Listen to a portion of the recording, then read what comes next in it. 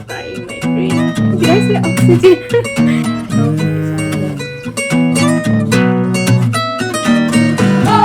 I'm running out of friends inside my mind. Hi guys, and welcome to my channel. My name is Josephine for those that are new here, and on this channel I share my love for skincare. Today's video, I'm actually struggling right now because I plan out my videos. I usually think about them before I actually turn on the camera to speak, but I was just working on my system, actually editing a video, and there's this thing I've been wanting to talk about, but I don't know how to talk about it. I feel like I've mentioned it on one of my vlogs in the past, and it's the whole endocrine disruptors and just our health and all of that. I used to be like a health person, although that has sort of reduced over the years.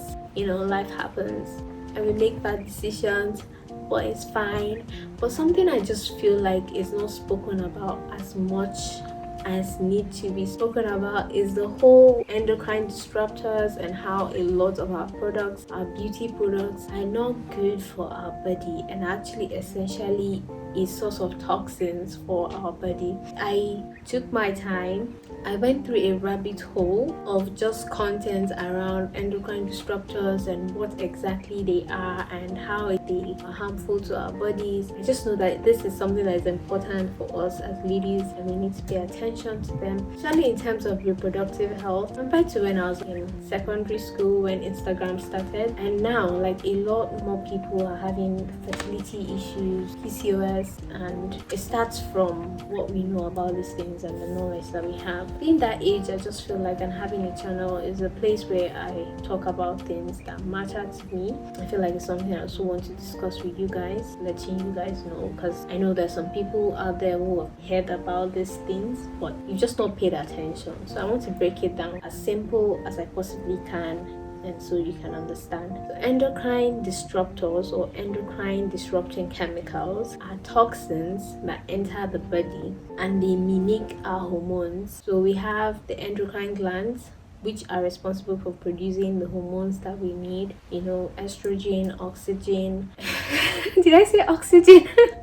Sorry. So the endocrine gland is responsible for creating these hormones and then transporting them to the areas of our bodies where they are needed. But the endocrine disrupting chemicals or toxins then come into your body and they pretend to be these hormones that the endocrine gland is supposed to be producing and transporting to where they are needed. And they don't just pretend, they actually go to those places where the hormones are supposed to go to, and they settle in to those things as our hormones instead of the actual hormones. And this thing can lead to various amounts of health issues. You know, that's why we have PCOS, you have people struggling with reproduction, you have people struggling with, you know, breathing, heart disease, liver disease, a lot of things. And I think what shocked me the most is just how easy it is for these things to get into our body. I remember last year I was big on meal prepping. I do that like literally every week of my life because I don't think it's productive to actually cook every day. If I can just cook and store it up, that saves me time and saves me a lot of stress. So I'm big on meal prepping. I always cook during the weekend and then I stuff everything in the fridge and then I just have it as the week goes by.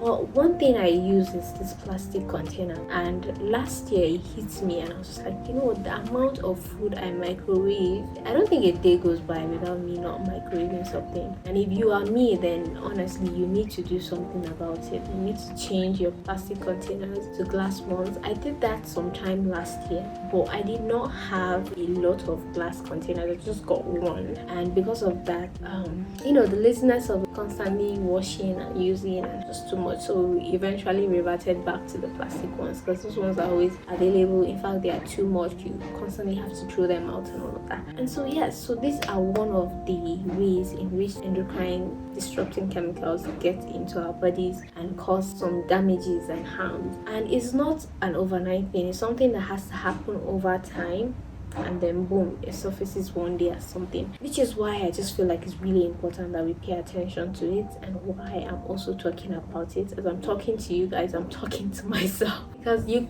see, these disrupting toxins will always enter your body. Like, there are various ways they can enter your body: through the water you drink, through the beauty chemicals you use, through perfumes, all these fragrances, all these things we use. An unpopular opinion of mine is actually I love perfumes, don't get me wrong, but I'm someone that doesn't use perfume on a daily basis, because even like when you perceive it, you know that this thing is not good for your body. Yes, it's sweet, it's nice, it's a nice scent, it's nice, but there's just this, I know deep down in my heart and my soul that I need to be careful about how I use this thing. I don't know about other people. That's why I'm literally amazed when I see people who like spray perfume, and I'm just like, honey, that is toxin. That is probably not good for, especially women. Like, I know we like to smell nice. Like, literally, I love to smell good. I don't want to be smelling, But I absolutely know that fragrances and all these things are not good. Excessive use of them are not necessarily good for our body. So I just tend to limit how I use them. There was a time in my life where I'll just get ready at home and I'm spraying perfume. Why? You don't need to do that. So now it's like, okay, if I'm stepping out, I spray perfume. And even during the week, there's some times I just take a break. I did spray yesterday, the first day. Today I want to rest. I don't want to have to spray perfume. What I'm just trying to say is these endocrine disruptors, you cannot stop them from entering your body, because there are various ways that they're able to enter our body. Everything you can do is to be mindful. Try to limit the amount that enters your body by being mindful about certain things that you do. And I'm not just going to go about this talk and not tell you what you can do, so ways you can sort of limit these things, because I want to know, I want to practice them. And if I'm making this video, I also want to leave you guys with solutions or things you can do or start doing right now or in the near future that's going to be more healthy and more safer for you. I have said a lot of things. I don't know if I arranged it properly or if it makes sense, but I hope it makes sense, because it makes sense in my head. It makes sense in my head. So guys, yes, that is something. I forgot to talk about the main thing, which is our relaxers, our hair straighteners. All these chemicals in relaxers are also not good. Guys, I have not relaxed my hair this year because I've been thinking, like, I know relaxers are not good. Like, even when I have it on my head, the burning sensation it gives me, I'm just like, am I frying my brain? And then now that I have this knowledge, everything is just piecing together. So I'll be having PTSD. I have not relaxed my hair this year. I don't think I'm going to do it. In fact, I started watching or following girls that don't relax their hair on YouTube now.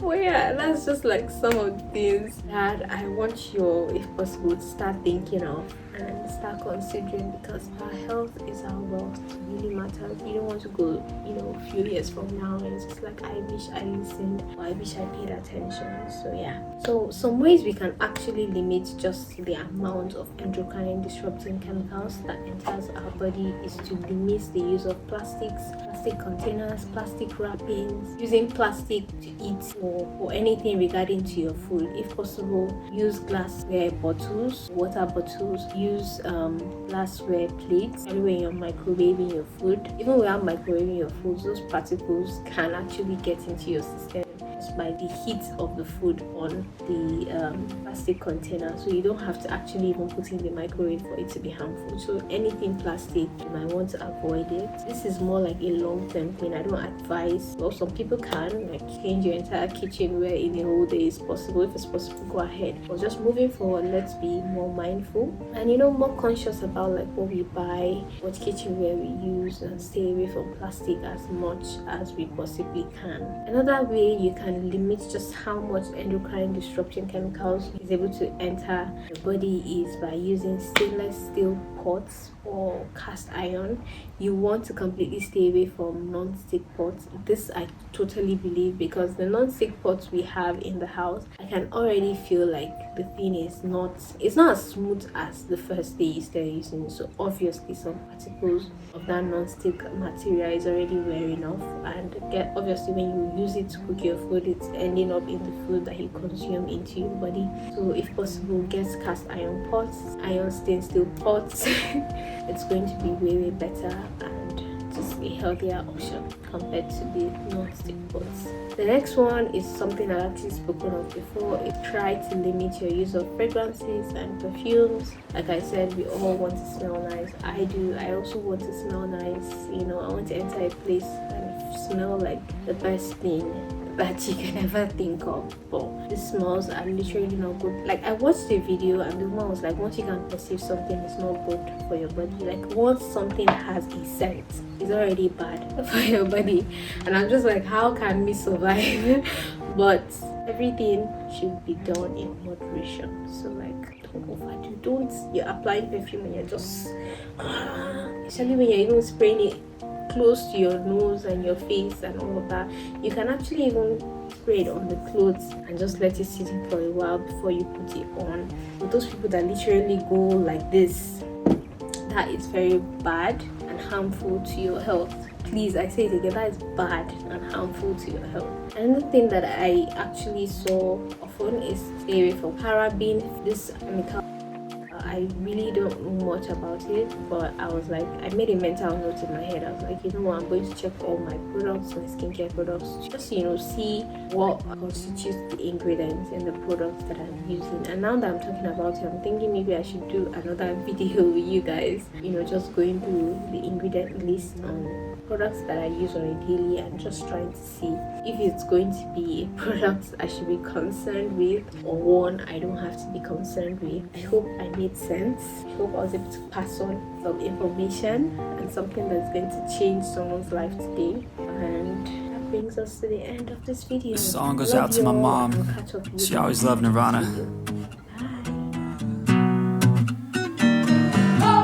I'm running out of friends inside my head, like losing power.